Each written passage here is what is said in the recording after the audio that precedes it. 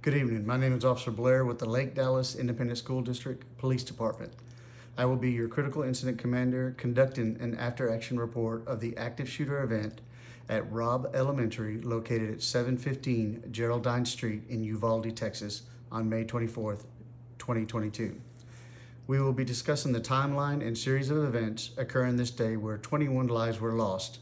19 of those were fourth grade students, 2 adult teachers, with 17 others injured. On May 17th and May 20th, the 18-year-old suspect, Salvador Ramos, purchased 2 AR platform rifles, those being a Daniel Defense DD-M4, as well as a Smith & Wesson MMP-15. On May 18th, he purchased 375 rounds of 5.56 caliber ammunition. On May 24th, at 11:21 a.m., the suspect shoots and critically wounds his grandmother by shooting her in the head, and he informs an acquaintance of the crime over the internet and his desire to shoot up the elementary school. Suspect steals a vehicle and wrecks out near the elementary school. As 911 calls are placed, the suspect exits the vehicle and shoots at funeral home employees while advancing upon the school. At 11:33 a.m., the suspect approaches the school, firing several rounds at the west side of the building, and makes entry into the northwest entrance, closed doors that fail to secure properly. As school is placed in lockdown procedures, Uvalde Consolidated Independent School District is notified by Raptor System as 911 dispatchers put out the information to surrounding agencies for assistance. Once the suspect is inside the west building, he begins to shoot from inside the structure and firing into rooms 111 and 112. Upon entry, he has access to both classrooms through a connecting door. At 11:36 a.m., he fires at first responding police officers that arrive on scene, making entry and moving forward to him and his location at the classroom 111. Upon 2 officers being struck with shrapnel from suspects firing from inside of the classroom, officers retreat to cover in the hallway. At 11:37, active shooter term is used over the radio, only to have conflicted contained and barricaded words being used over the radio. At 11:40, UCISD PD Chief Pete Arredondo is on scene and acting in incident commander, primarily due to his rank. There is confusion as Chief Arredondo claims to be in the room with the suspect, who is armed with an AR-15.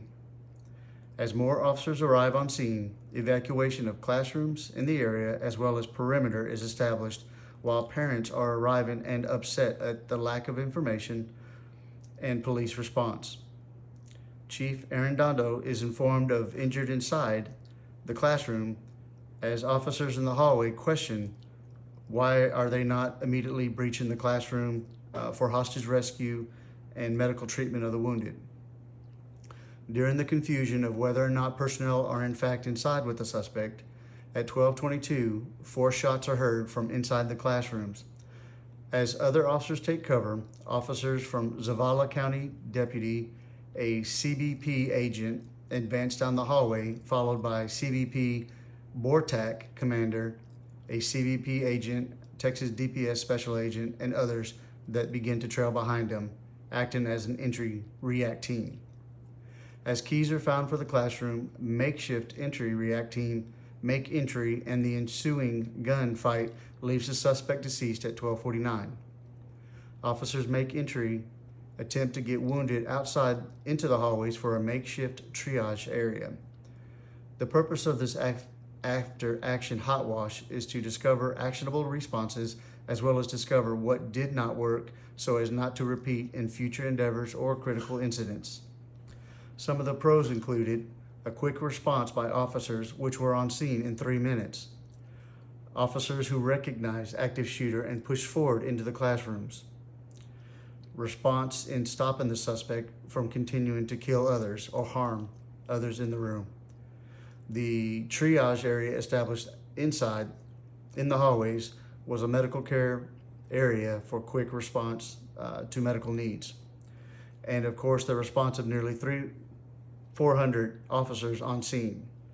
Some of the cons: The missed opportunity for the officer to locate the suspect in the parking lot due to the fact that he was going too fast and did not see him. Also, the missed opportunity when the officer to take a rifle shot at the suspect because he was waiting for the approval of a supervisor. Recognizing threats to others. Subject with a rifle at the school, shots being fired, officers didn't respond appropriately. Also, not responding to injured inside and continued killing of innocents. Were there deviation from active shooter responses? There were, because there was no immediate entry to stop the threat. Failure to provide emergency aid, which we know has stopped the bleeding. Failure to recognize priority of life, that being where hostages are first, victims are second, officers are third, and of course suspects are last. Other cons are, of course, understanding that this job is dangerous. We are here to protect others. Failure to establish an incident commander away from the front line to direct responses for command and control. Not having support command and control outside directing staging, police, and medical responses. There was no ICS with the fire department. And for a total of 77 minutes, 1 hour and 17 minutes, before contact with a suspect was made and the threat was stopped. We must do better at understanding our job, the inherent risks of being in this line of work, of protecting others. Thank you.